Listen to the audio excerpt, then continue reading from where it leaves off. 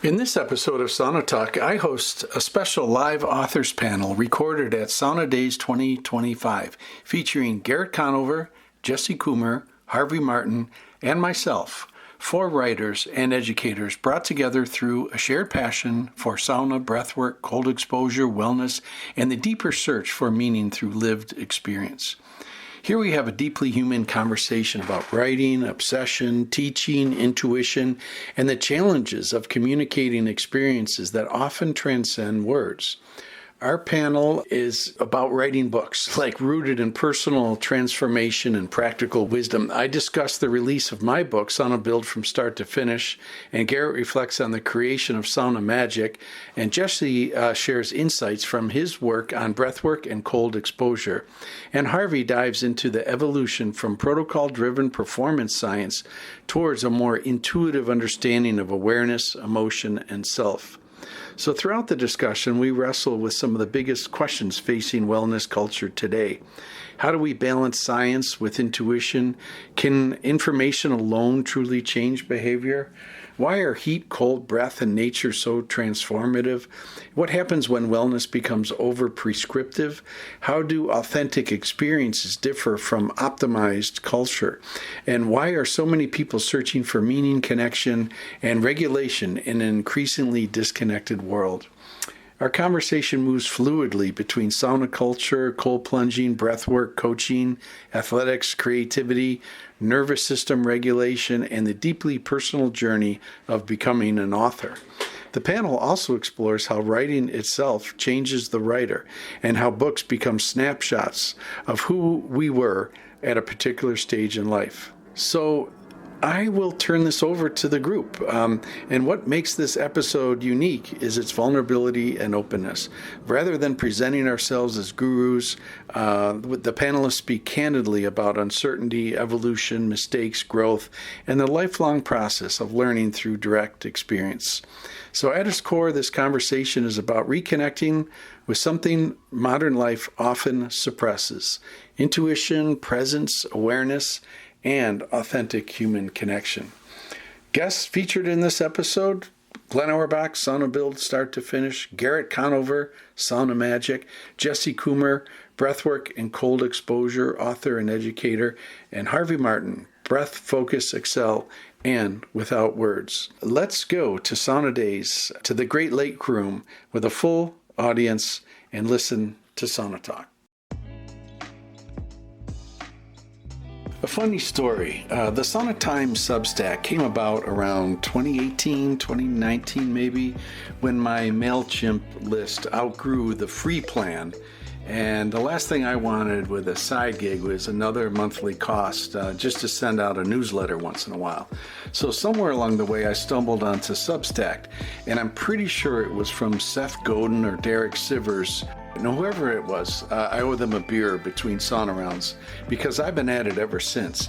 I publish monthly and what I call anchor reporting, a clean, once-a-month summary of all the shenanigans happening in my sauna life and across the wider ecosystem. And that includes building and design insights, guest posts from like-minded thermal enthusiasts, sauna events and field reports, reflections on sauna culture. We have the sauna circuits that are launching at least one, if not two, a month. Practical takeaways you can actually use with all of this stuff. It's drawn from decades of building, bathing, observing, and paying attention to this thing we all share that's certainly older than most all of us combined, probably. So if you subscribe, that's what you'll get. And if you want to go deeper, there's a paid option where I share more in-depth writing, behind-the-scenes insights, and where Sauna Times is headed. You can find it at saunatimes.substack.com.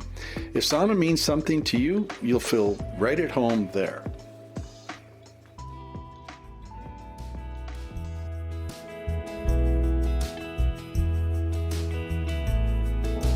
Coming. Wow. Fantastic. Good. We on? Good. This is being recorded for a Sauna Talk podcast. You guys hereby waive all rights and duties and honor, and the waiver forms shall not be submitted. Welcome to this panel. I'm going to do dual here. It's kind of my nature to moderate. And it's also, I'm an author. This is a selfish presentation because I'm joining the ranks of some esteemed writers, and we are now in a club. They say being a parent is the world's largest, most exclusive club, but I think being a writer is also in that same vein because, man, until you've written a book, it's hard to really grasp the dedication and time and commitment and drive to doing that. So to share that in a club is my honor. And with these three, I'm just humbled. I'm humbled to be in your company. So I'm Glenn, and I have a print book called Sauna Build, start to finish. It's the 4th edition, meaning there were 3 previous editions that were only digital. And it's just come out. The first print was made for this weekend. So that's who I am, and that's my book. I'm Garrett Conover from Maine. I guess among these folks, I'm going to be the aesthetics, love, community, resonance, authenticity end of the spectrum, rather than how to or anything of that nature. I'm Jesse Coomer. So these are 3 of my books. I'm a glutton for punishment, I guess. I just couldn't stop. So my topic is breathwork and cold exposure. Yeah, my name's Harvey Martin. I wrote Breathe, Focus, Excel. I think that came out in 23, and then I just published this one recently. It came out Without Words, which is Master in the Art of Being, which is slightly, I'm kind of in that same camp. I come into the breathing world, obviously, and then I use heat, cold. I'll use nail boards, really anything I can do to basically try to stimulate awareness. I work primarily with athletes. And I think it's kind of been cool to listen to people earlier because we talk so much about just like all the information and all the things that are going around and working largely in professional sports. That's like a very hot topic, is trying to create information and trying to get people to make decisions based off of info. And it's funny because this book's like entirely information and research and has a lot to do with protocols, and it's very objective and it's very science background. And I kind of got bored with that one because it was so frustrating and intense. This one I went completely subjective. And I think that's a lot of the reason why I'm here personally, and one of the reasons why I love sauna as well, and a lot of stuff that we've been talking about is basically how do you connect what you feel intuitively inside what I consider the information era. So I think that's a lot of what my books have kind of forged together, and I think that's a lot of what we're doing, just intellectual discussion and creating protocols and objectivity, but then also not losing the essence of self and sort of understanding like who you are and using certain modalities to find that. I find sauna and cold and nature and certain things to be a very promising path to that. Mm-hmm. Beautiful. Cool. This is going to be interactive. So again, I'm trying not to be the moderator as much as I want to be more of a guest. So if there are some questions, we're going to be really cash about this, right? You guys cool with that? Cash. Let's go cash. I like that. Yeah. We'll be really open to the audience in this presentation. It's more about you guys wanting to talk with us. I think there's a real common thread here. I mean, the S word, the word I don't use at the dinner table with my wife Julia, because hey, it's one thing if you go to bed thinking about sauna and then waking up thinking about sauna, but when you start dreaming about it, I think there's. How about you guys? Like, for any of you, like, do you think about this practice thing, this thing we do all the time? Is it a big part of your life? Yeah, as someone who got started in this sort of, and maybe people here, we can all relate. Are you the weirdo in your family or your friends that, right? and so I think some of that sort of crystallizes in us, and it's like, hell yeah, I'm going to do it every day. And I think sometimes I got into it maybe a little too much. Maybe I was thinking about, especially cold plunge. I would do the cold plunge every day and all those things. But I think it's an important part of our lives, and especially when it makes you feel so good, Mm-hmm. So I would say semi-obsessed. Yeah, 100%. It's funny you say that because I think something that I've known Glenn for many years. Glenn, he's kind of my, I call him Papa Glenn for just from some community aspect of that, because I learned a lot about a lot of stuff that we're doing here from him. But it's funny you say that because I would say, I think most of the time we come into things with obsession. And it's sort of, again, going back to what I already said about finding yourself through that. But I think you kind of like find yourself through the, you just like, it's like the Big Bang effect. Like your first real sauna or cold that you experience, it's like you hadn't seen it, right? And when you see something, you kind of can't unsee it. And I think that's where that becomes sort of the obsession. And then we were just talking to a couple of friends outside. I think that you, over time, getting such experience and exposure, certain things, the last guy who just spoke showed a significant amount of sauna styles all around the world, which was really powerful to see. But what's interesting about that is you sort of gather how we all bring our obsession to sort of the same thing. Beautiful. Yeah. Garrett. I'd say yes.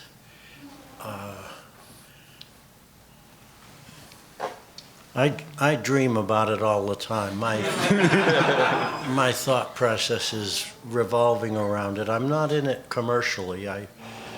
My Otterstone sauna where I live is got a bunch of regulars, and that shifts because people tell people. So I'm often meeting people for the first time in their birthday suits after shaking hands 20 seconds earlier. And that's sort of funny in its own way. But you need the drive. You need some little passionate thing yanking on you all the time to keep your focus alert. And if you want to share things with people, you probably end up being a writer about it. Beautiful. Yeah. I was going to say, Garrett, I didn't recognize you with your clothes on. Oh, yeah.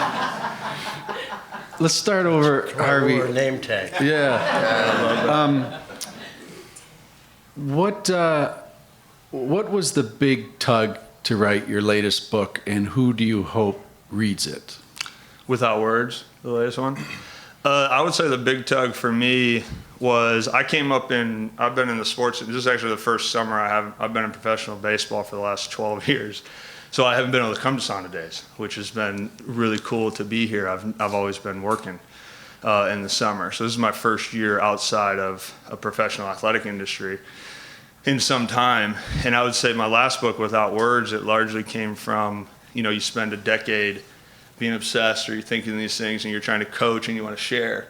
So it's really fascinating that you just talked about sharing, because I think anything as like a teacher, if anyone's in the room as a teacher or coach, that's like sort of the thing, right?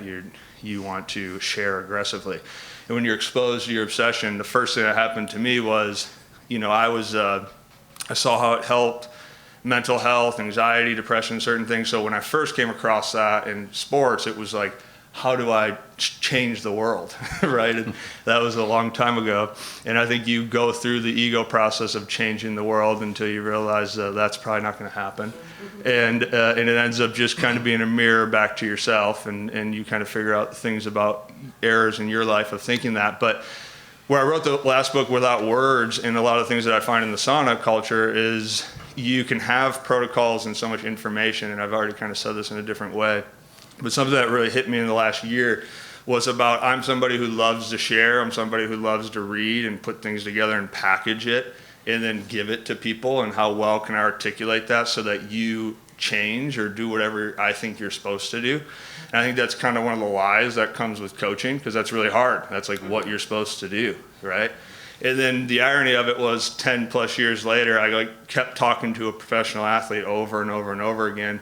And I just realized about 2 years ago, it was in spring training with the San Francisco Giants, and I was talking to our group, and when you coach, it's funny because I'm not that I've gained a bunch of age, but it's like when you coach, you end up coaching the same age every year, So it's like I've kept coaching, but the 24-year-old keeps showing up, and then the next year it's another 24-year-old, another 24-year-old.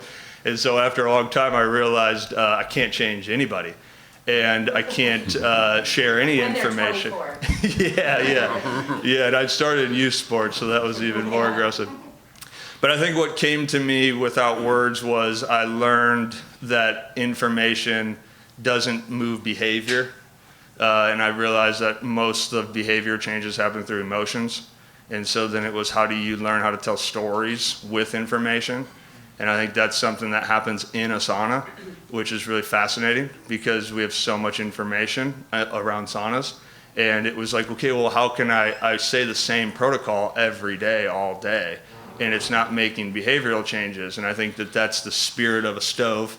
And that's where I fell in love with Without Words. It was the spirit of all modalities that happens without speaking. What's the essence of everything? And I think that's where the quality of any modality that you use actually comes out on top, that creates the merging of the two. You're taking info that is objective, but then you're taking emotion that moves people to deepen their awareness. Great. Jesse, Yeah. same question for you. Yeah, so I came out with these two books in the same year, and I would say one of the things that I think if anybody here is thinking about writing your own book, and I would say probably everybody on this panel would agree, is the thing that's worth creating is usually something that doesn't exist that should exist, right? Something that, in this case, it's something that I wish would have existed for me earlier on, but didn't.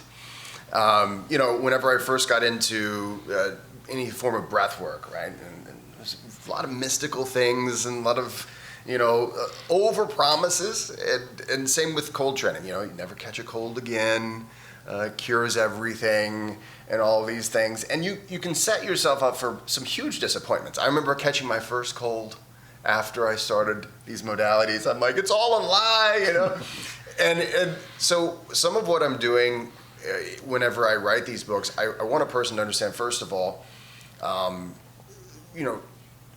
you are not just this machine where we just press in buttons, right? And so I think one of the things we can all agree on, how hot should it be in the sauna, right? How long are you supposed to stay in there for optimal benefits, right? You get those questions all the time, right? And I see some people shaking their heads because it's like, oh my gosh, how much weight am I supposed to lift? Let's see, how much food am I supposed to eat? Right? It all depends. It always does, and no one likes to hear that, right? We want the clickbait. We want the one simple trick to belly fat being gone or whatever. And so I'm not trying to, douse everybody's dreams, but I'm wanting to say, okay, this is what the science really says, and this is how you can really use these things to live a better life, right? And those things, sadly enough, at the time whenever I first got started and all these things, it was just like either listen to this guru or listen to this guru or listen to this guru, and all of them had their promises. Like in breathwork, you would not believe the promises. Like there's this, early on in breathwork, I kid you not. So there's this one guy named Leonard Orr. When I was writing my first book, I was trying to get a hold of him for an interview. He made the claim, if you practice his breathwork style, you'll have physical immortality. Sadly, he was not available for an interview because he had passed on before I could get to him. So there's a lot of these claims and a lot of things that will get us into it. Man, it's going to help me with all these things. Yes, there's so many positive, wonderful benefits of sauna and of cold training and of all these modalities. Stepping on nails for the nail beds. Like there's some fascinating things that you can get out of these things. But it's not magic. It's just when we start to understand it better, man, you can really live an amazing, healthy life. And so that's the whole goal, I guess, of all my books, is I wish someone would have been there to tell me so I wouldn't have been so disappointed when I caught a cold, Garrett, how about you? Why did you write Sauna Magic, and who's it for? There's sort of two parallel things, since I'm both the photographer and the writer. I will admit to not knowing I was writing a book. Most people think authors are the omniscient creatures that have a plan and skills to fulfill it, and nope, not in my case. I did a few things smartly, like 3, and about 100 things came in as raw good luck. The few things I did smartly was I was really annoyed in the sauna book world that the photography was a bunch of chicks and hunks in unfired saunas, looking sexy, selling something. If the thermometer happened to accidentally be in the background, you'd say, I wonder why it's 10 degrees Celsius and not, 90. And it just annoyed me. And I thought, and this was starting back in the slide film age. I didn't switch to digital till I was into the project a bit. But I thought, what would happen if you slowly push the equipment into authentic conditions? So I had a few self-imposed rules. Anybody in an interior shot would be a sauna taker, however they were. They weren't models. I didn't hire any of them. They were agreeing volunteers. And the more I got away with it, the more I crept the temperature up. And at 180 to 220, I thought, I keep getting away with it. Maybe I ought to keep doing this. So that's the photography end. I didn't have a plan. I didn't know what I was going to do with it. And then I thought, well, my influence is primarily from Finnish traditions. It's since expanded hugely beyond that due to things like this. I'll do an intro chapter, and then I'm going to interview saunas and their people in that order, because the saunas are speaking, and the traditions are speaking. And of course, it involved interviewing the sauna owners.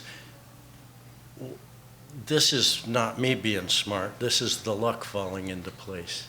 Each chapter that profiles somebody, a theme would emerge from them, not me. And I think, wow, that's pretty neat. And by the time I was done, which was actually the founding days of 612 Sauna Society,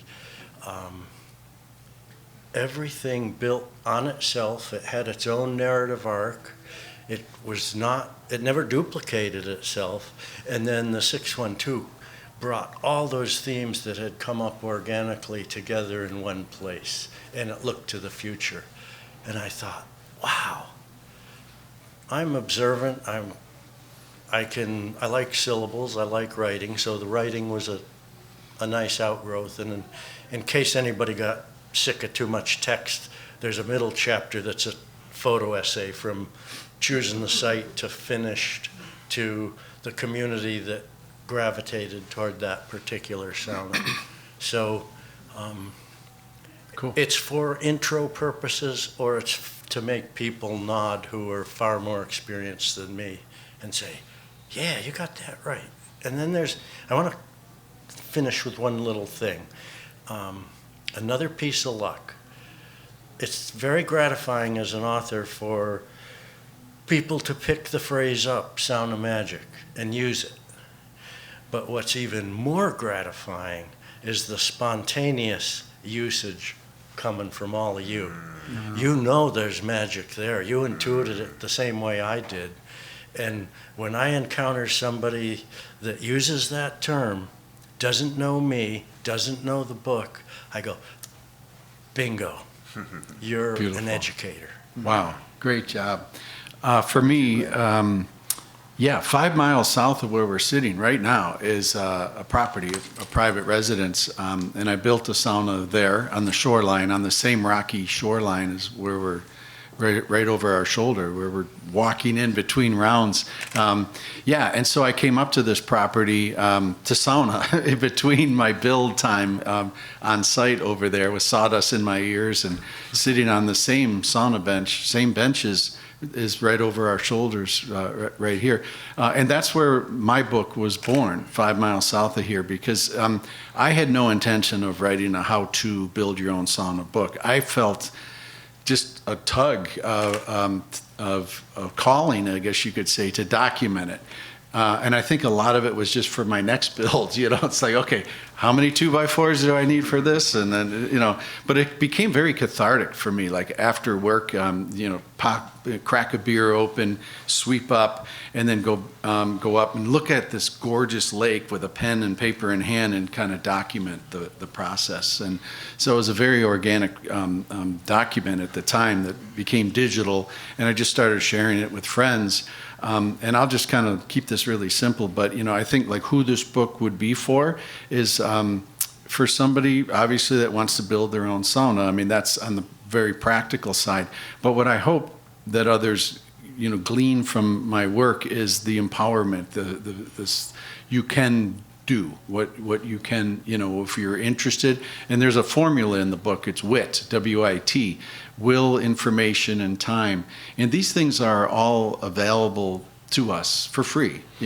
We can dedicate the time to build your own thing. The information, through the book and talking with others is free and available. And really the will is the big driver, the spirit from within to say, hey, I really want to build this, And the funny thing is WIT in the numerator, with more of that, then there's less money in the denominator, because the more you apply from above, the more resourceful you can be and the less expensive you can do to make your own sauna, and then equals the big smiley face and just the sweat equity to do that. So yeah, the tribe, the community through Sauna Times and my book to bring this little subset of sauna, the people that have built their own, and I say it's like a candle that lights another candle because it becomes very bright and contagious. Yeah, absolutely.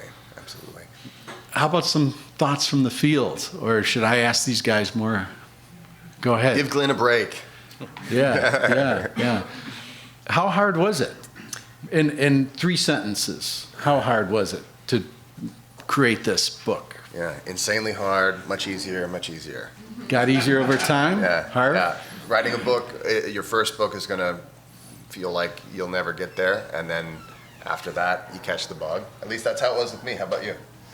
Yeah, similar. I mean, if I say the 3 words, miserably hard. It was painful almost. I would say the thing that I really enjoyed about writing, if anyone's writers in here, I just like the process of you become a book when you write a book. That's like my breakdown of it. Like you kind of start and you have all these, it's metaphysics, right? You're taking, just like a Sauna Build, you're taking something from nothing, you're making it into something. And so you have all these ideas, and it's like kind of like a scattered life that you're living, and then like through the pain, which is miserable, but through the pain you become the book, which is like really fascinating. So you always come out of a book with that perspective. But I've never, at least in these 2, I've had a different perspective once they're completed than when I started. I don't know if that's familiar with you guys. Cool. Garrett. This is my 4th book, and they're all equally difficult. The hardest part, when you're idealistic and all excited, is getting 10 million rejection slips from publishers because you take it personally when they don't care what you're talking about even. Their marketing department cares whether they can sell it or not. And so it's never you as an author. I mean, it might be. You might be a crappy writer, and they say, no. But the psychology of it's harder than the doing of it, because if you're passion-driven, you want to just push that out and let people accept it as they will. And there's a famous novelist, E. Prue, and she had a fantastic comment once in an interview. She said, I don't write what I know about. I write what I want to learn. Yeah. And in the lower level writing classes, the teacher's inevitably going to tell you to start with what you know. What they don't emphasize is the start component of that sentence. You want to go beyond that. If I wrote a novella and I would cry while I was writing it, and I'd say, perfect. If I'm crying and I know what I'm trying to say, the audience is going to cry. And I think with the voices of sauna being what they are, I didn't have any worries about that. That's the beauty of letting them do the speaking. I'm just making it interesting syllabically and word choicefully. For me, this was harder than I thought, and and some of it is my own shortcoming to think that if it's digital, it's out there in the ether, and it's not, I can change that. So there's a levity with having an ebook, which is kind of not factual because people can print the ebook, and now it's tangible, and those words belong to me. But it was just sort of this feeling of levity to just make an ebook for my friends to build a sauna, and then it kind of just grew from there. And I never really had any responsibility to making it as factual as I need to when I put it into print. Then there was this other confluence in the last couple of years of the social media stuff and the Reddits and the Facebook forums about arguing about the most, in my view, like chasing margins, really, like to say like you must do this, your bench must be this high, your window, it needs to be this. And then I got caught up in a lot of that for good reason, because there's a lot of good intention toward chasing margins for making things proper and right. And then it becomes a good defense mechanism to whatever building principle people want to, die on the sword with.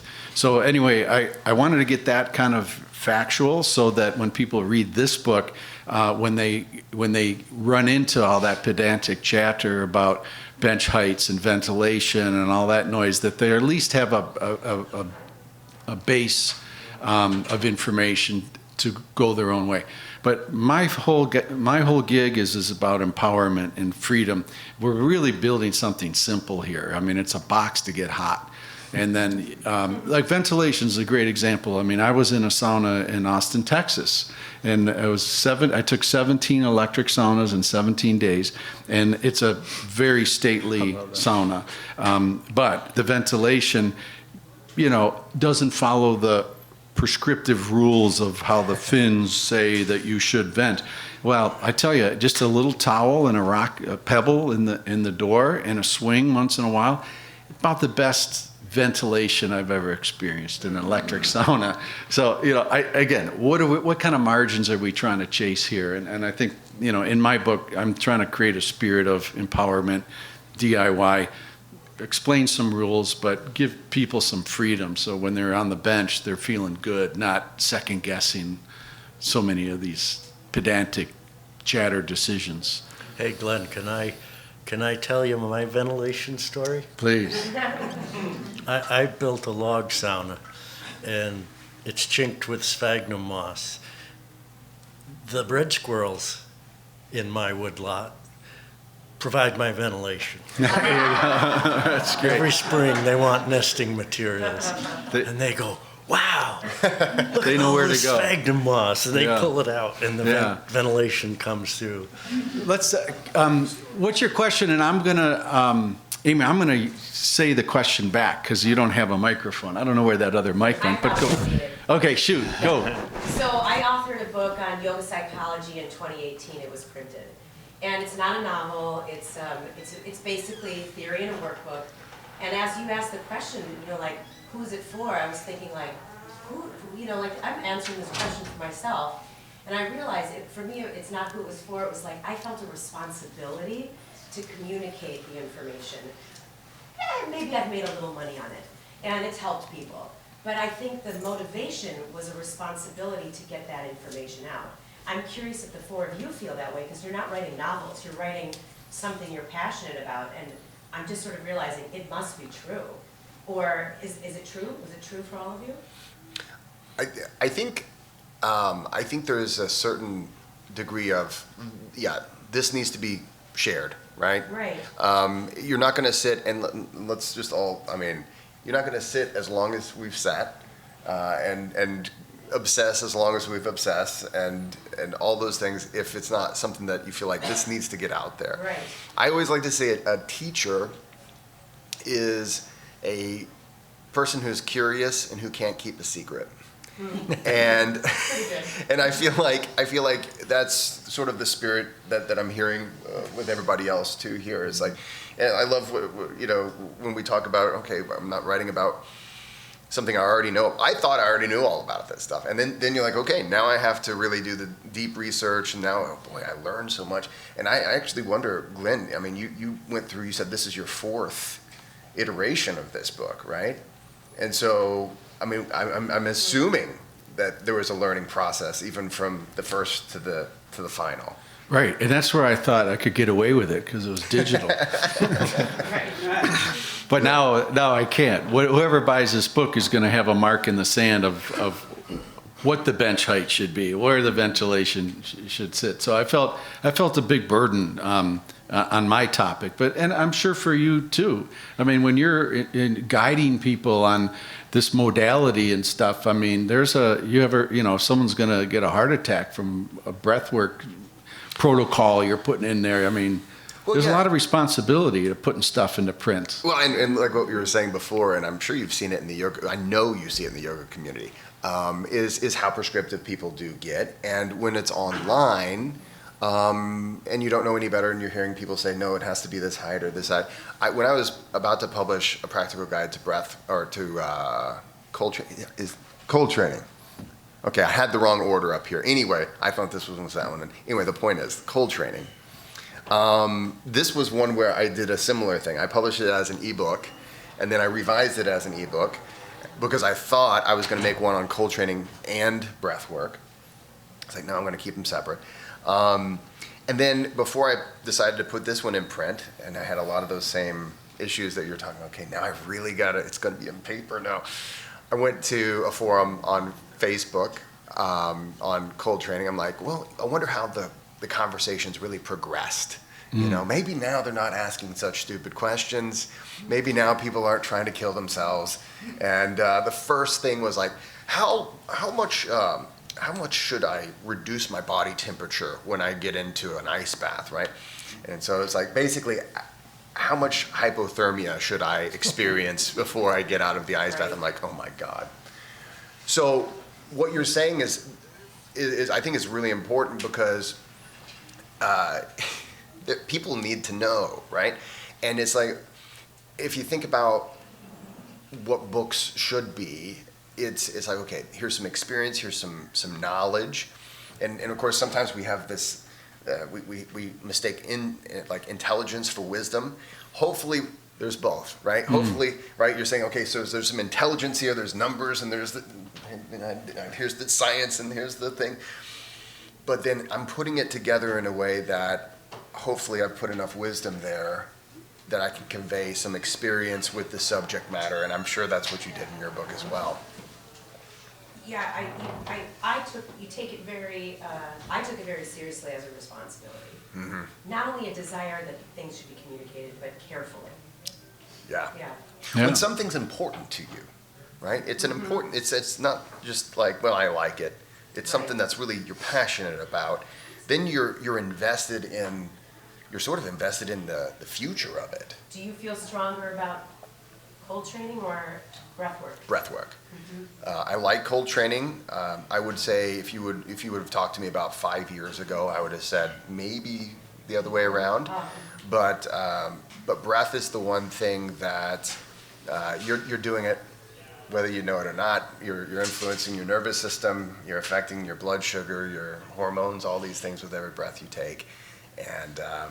And I've worked with so many different groups who are like very resistant to it. They're like, I don't really want to get into this sort of thing. And then they do it and they're like, yes, let's do it. With cold training, there are some groups that just aren't going to do it. Or some groups that are doing it, but they're like doing it to show off, right? That was me, maybe too. I'll admit it. But with breath, you can really help a person sort of get to know themselves, that subjective side that you talk about, that subjective experience, because it's not just about the numbers, it's also about our lived experience. And you can see some really huge positive changes pretty quickly And it's more than just tapping in buttons. It's learning about who you are and what you are, which is what yoga is all about too. Cool. Anyone else want to comment on that? Harv or Garrett? Good? No. Let's, another question. Let's get this opened up a little bit. Nick Fox. Yeah, no, I'm just curious. I know a lot of you do podcasts and social media, and you have an ebook first, and now you have a hardcover book. How does that stuff play into the making of a book? Positive ways, negative ways. And I'll just say publicly, I've learned a ton from all of you. I'm very grateful. I mean, Harvey, I haven't met you personally, but I steal techniques from all of you. All the things I do. Public thanks, too. Right on. Cool. you, brother. Cool. Good question. Anyone want to tackle that? You were on a roll there. You want to roll with it? I can say that the larger your audience, the easier it is to sell your book. I remember when my father used to point. So I was an English major, all right. So I'm sorry, but my dad used to point to a celebrity who published a book. Look, the celebrity just sold all those books. I'm like, yeah, but because it's the celebrity. It's not that they wrote some amazing book. So the more that people know who you are, the more likely they are to read your material. I would say it's just a truism. Yep. And then, yeah. Oh yeah, I mean, I was thinking of it in a different route, but I was saying the odd part about writing a book, which is similar to the last question as well, is like this book I started writing in 2020. I started doing the research for it, and it's like my perspective towards breathing is way different, and I think that's like an odd part about writing a book, is that it's like this is like former me, and so it kind of still exists. And I think that's like kind of the point, right? Like at the time when I wrote this book, I was breaking it. I was going into baseball and the sports, and I was working in a medical industry in a slightly not as many of a background of being in that. So I was up against a lot of steam, and this is credited in an educational sense. So it was really like hammered editing wise, right? Like it was very credited by a bunch of sources. And it was a really fascinating experience because at the time, it was like I fell in love with being intellectually sound. It was like, this is how you breathe. Like, this is the protocol. This is how you do heat, which is fine. It's very fine. When I came out of that experience, I think what you said, it's because at that point in my life, that was like who I was. Like it was like I've worked so hard and I think a lot of people in this space, if you're a teacher or you're in a health space, like it's kind of how you're accredited towards. Like you are kind of measured largely on like how deep of questions you can handle. Like if you can handle a significant amount of questions, you're perceived as accurately sound and very credible, we'll call it. But then the funny part about it is like you have the urge to get out of you want to share it. So it's like you will put the time in, you'll go through the pain. So I will go through the pain. I will share that. That's my human duty. And I think that's how we're moved by a lot of things in any endeavors that we go through. But then the weird part is you have a book that comes out in a mind that was right when COVID was happening. And so respiration was huge. In my opinion, at least in my field, this is like when all this stuff took off. And it was because we kind of got the silence down a little bit. And so things kind of blew up. It was really weird before that. I mean, 2015, when we were doing saunas and ice and breathing, like you were a weird person. And now you have a career. Like it's just weird to have a perspective towards that, right? But then the moral of the story where I'm trying to get to is once the thing's out of you, it weirdly, at least for me, I don't know where you guys, it's like left me. So like that I don't feel that, you know? I'm not like waking up early tomorrow to read research papers, to get people in line and say this is how it works. Like there was a time where that happened. But as a journeyman, I guess, is constantly meeting people like where they're at while simultaneously having the same awareness of where you're at. And so it's weird. It's like sometimes I feel like I can like dig into my brain and talk about alveoli and go into physiology and I can do it. But because I don't have to do that anymore or like write for that book or that system, it's like I've like forgot it.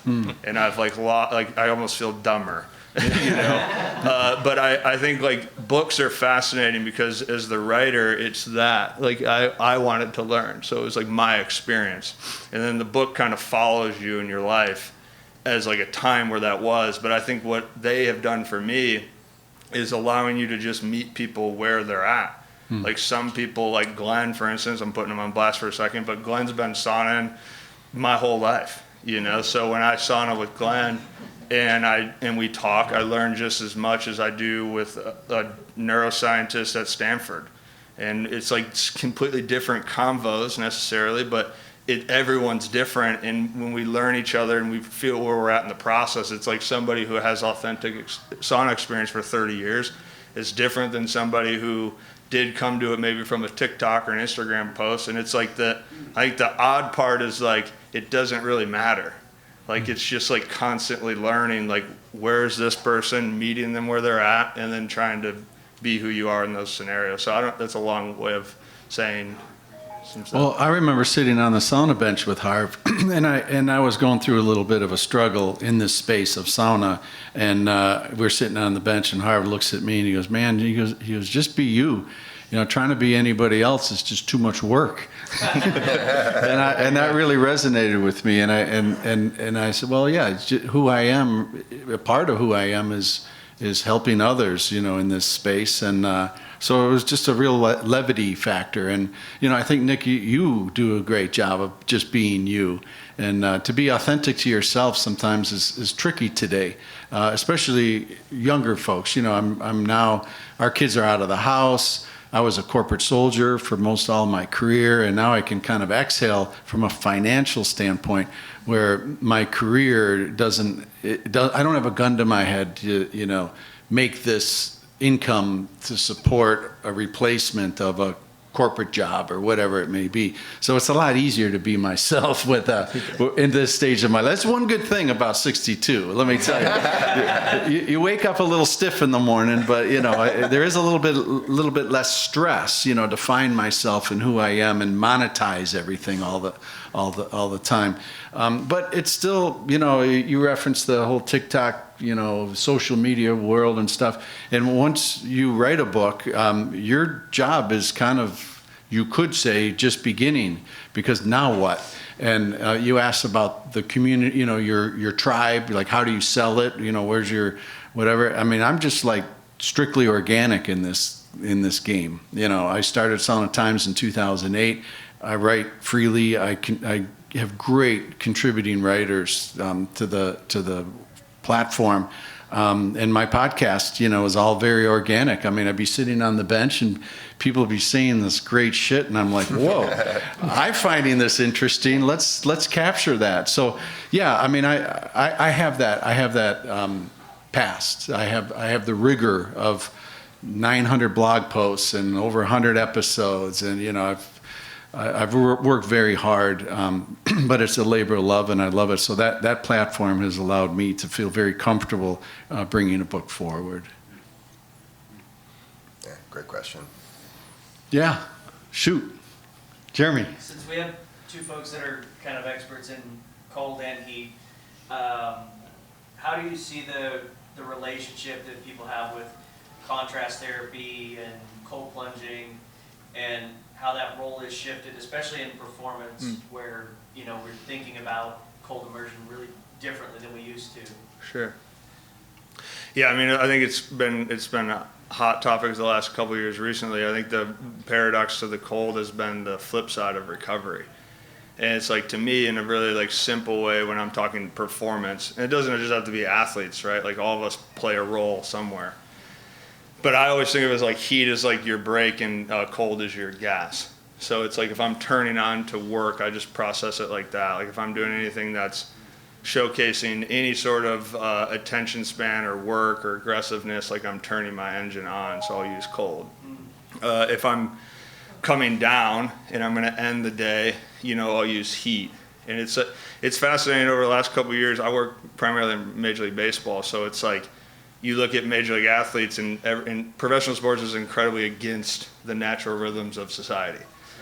Yeah. So the things that, yeah.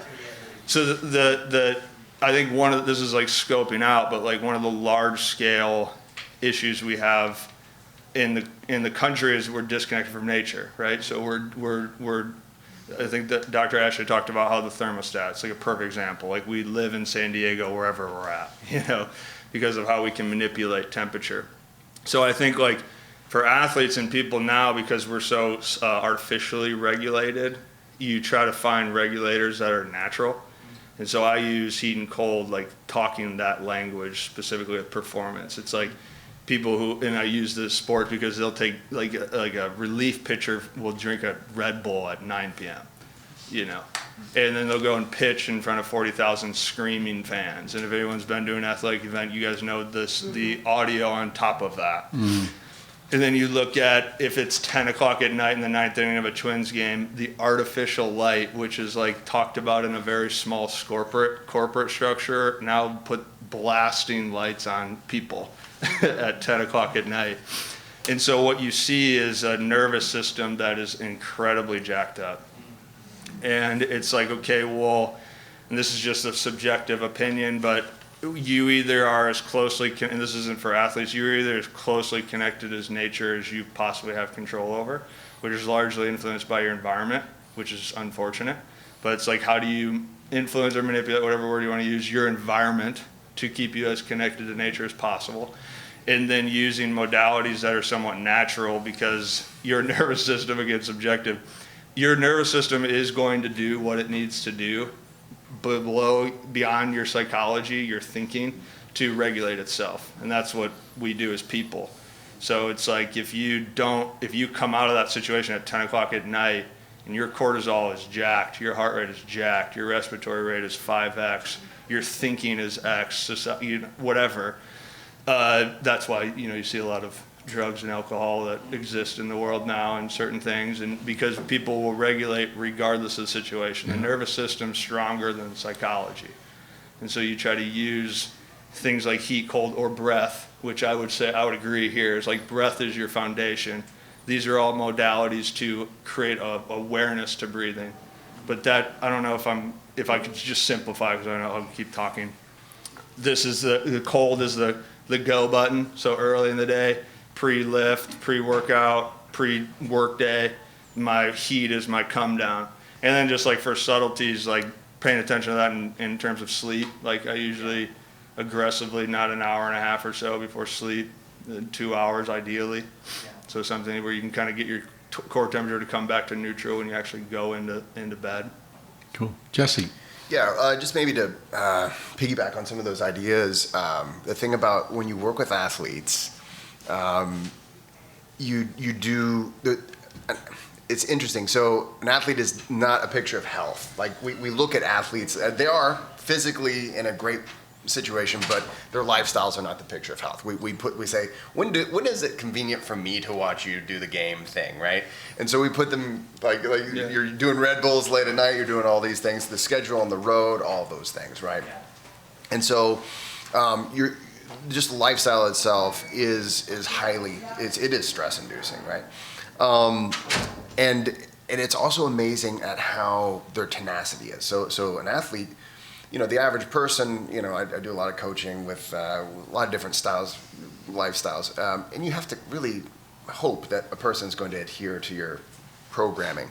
Athletes will do it. I mean, even if it hurts them to do, they'll do it, right? And so when it comes to heat and cold training, one of the things that I have found is that it's important to stress the fact that this is a stressor, and that you're already under a lot of stress the way it is, right? And so because it can be to their detriment, and what they'll do is they'll hurt themselves more than help themselves. One of the things I've found that is fantastic, of course, a lot of times we look at the biological effects of cold exposure training and sauna training as well. We love those biological effects because, hey, it's what gets us in there. It's like blood pressure and all these things, which is great. But we often overlook the psychological effect, right? And one of the things that, and I talk about this a lot in this book, right?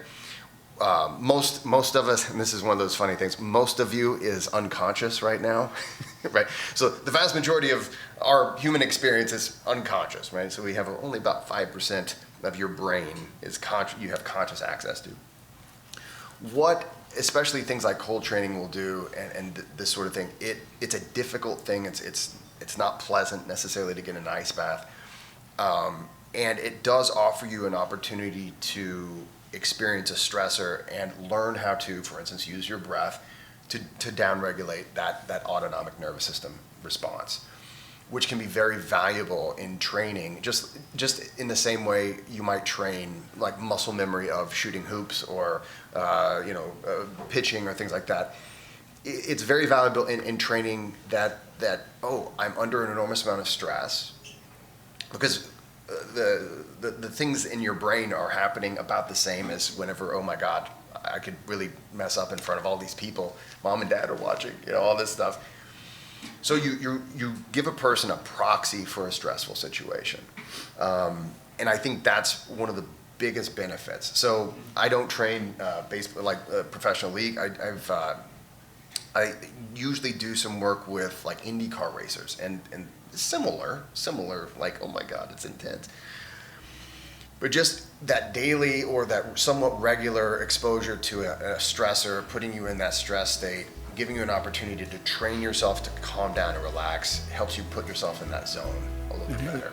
Yeah. Thanks for being a part, everybody. Thanks for joining on this. Can we? Yeah. Thanks for listening to this episode of the Sauna Talk podcast. For even more content and discussion of all things sauna, visit saunatimes.com. That's where you'll find articles, resources, and the stories that keep the sauna culture moving forward. You can also connect with me, Glenn Auerbach, on YouTube, Facebook, Instagram, and Substack. If you're interested in live events, workshops, or local and regional sauna circuits, you'll find those details on the website as well. Finally, if you represent a brand aligned with authentic sauna culture and would like to explore partnership or sponsorship opportunities, I'd love to connect. Reach out through saunatimes.com and let's start the conversation. Thanks again for listening. Until next time, I'll see you on the bench.